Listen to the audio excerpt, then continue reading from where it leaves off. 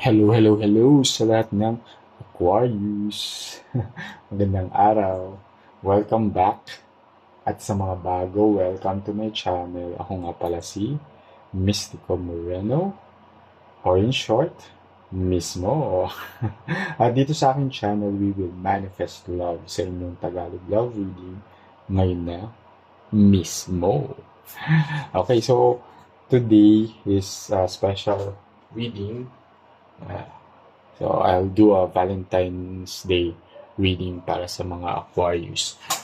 Okay, so tingnan natin ano yung overall energy or ano yung energy, love energy na masasagot ko for the collective.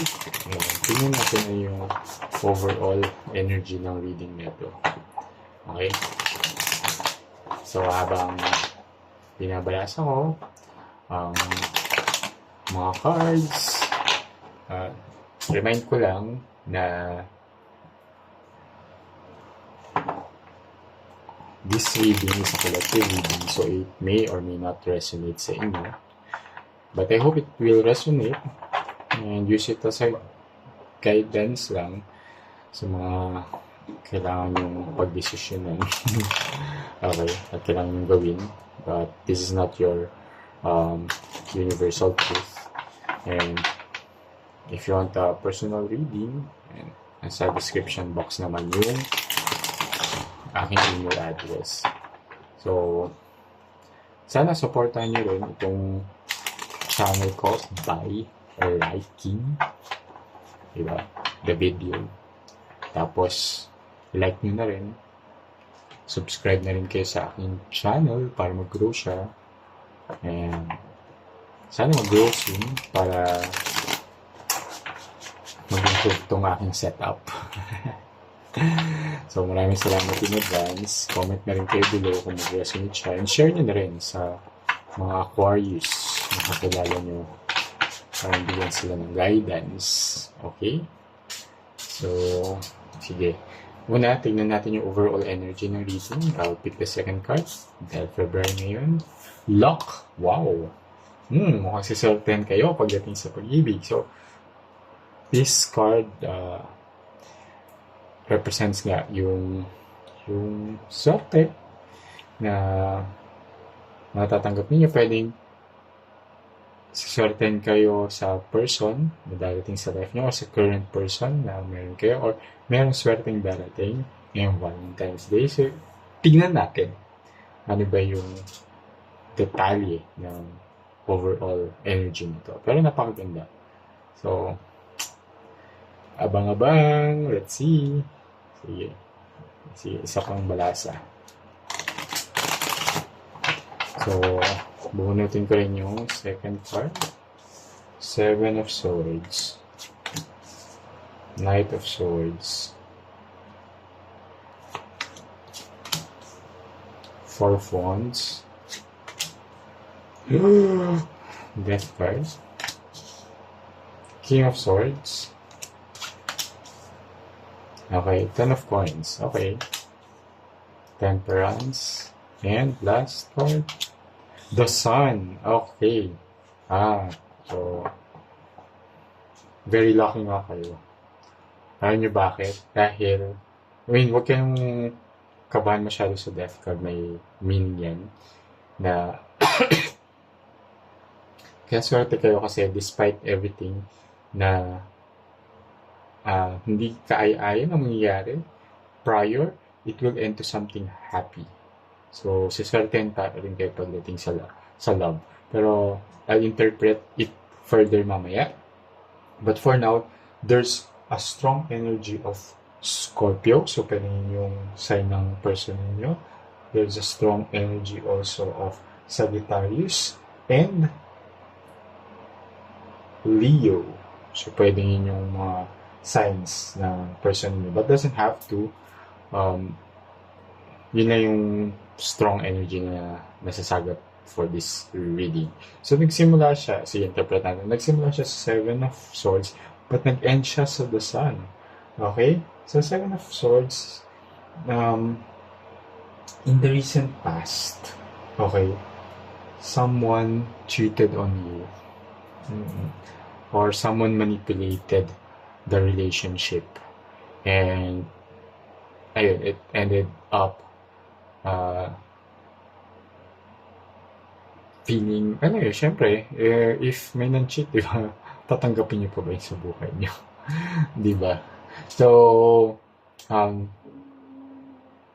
because of that, di ba, parang medyo feeling mo, shit, ang malas-malas naman ng love life ko, di ba? But no, because swerte ka, sisertehin ka, okay?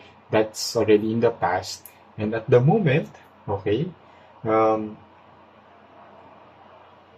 magpaparamdam ang isang tao sa iyo na there's very assertive siya, okay?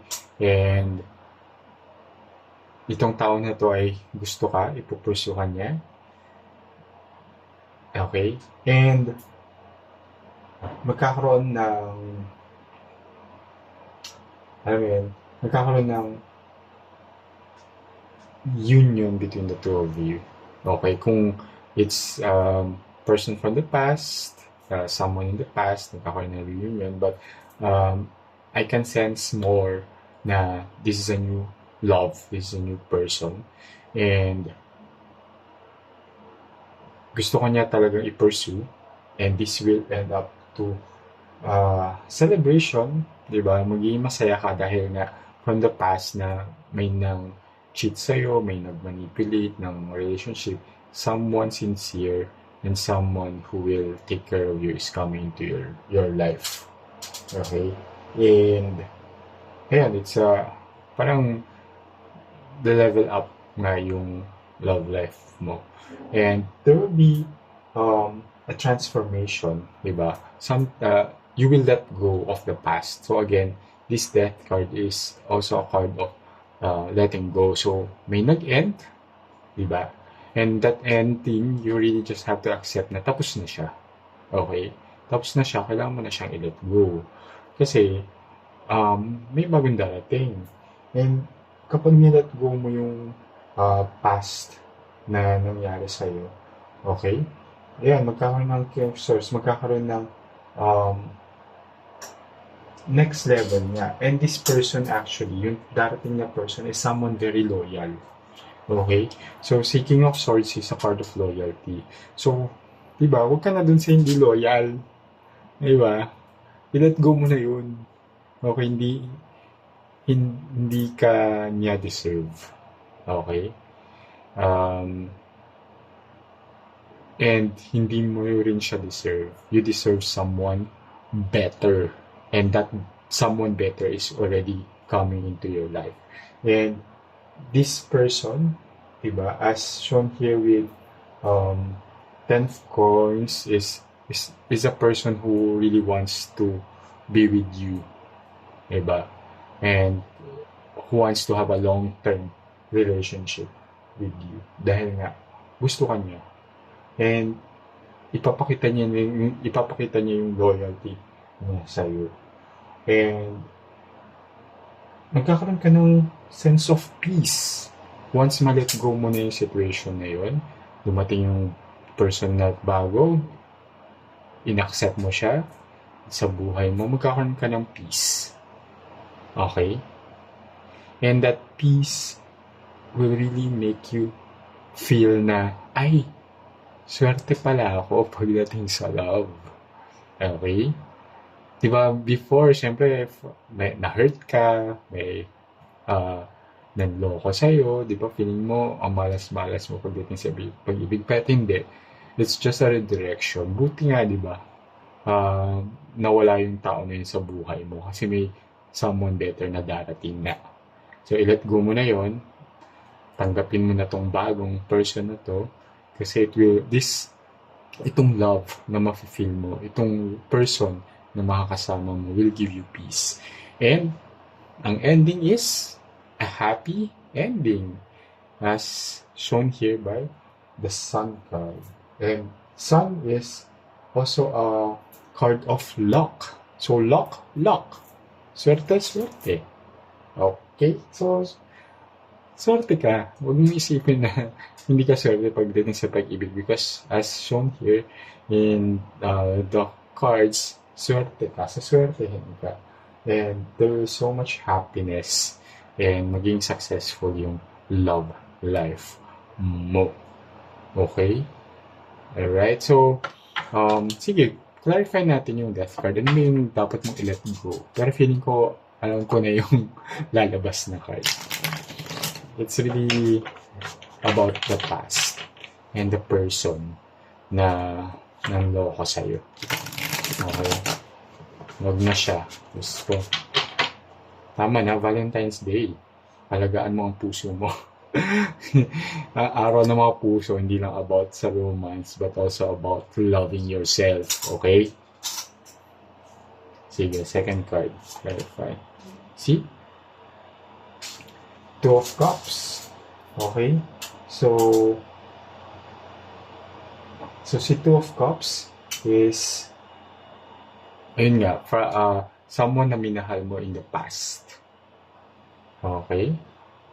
So, i-let go mo na siya. Diba? Magmahal ka na ng bago. At mahalin mo na tong bagong person ito. Kasi siya yung magbibigay ng saya at kapayapaan sa buhay mo. Okay? Sana nag-resonate ng reading na to and i-manifest nyo na. Okay? Manifest nyo na tong swerte na to. Comment na kayo sa baba. Luck, which is the overall energy of this reading. So, di ba? Manifest nyo na. Napakaganda ng reading na to, di ba? Sino bang ayaw ng swerte sa pag-ibig? Di ba? So, claim this energy. Comment nyo na below. And, yeah, I'm happy. I'm happy for you dahil swerte ka nga sa pag-ibig. Okay? Ayan, so, sana nag-resonate to. Abangan nyo yung susunod ko pang mga love reading. Okay? Maraming salamat and kita-kits sa next na collective reading. Dito lang, syempre, sa aking channel. Ako nga pala muli si Mystico Moreno. In short, miss mo. Ingat!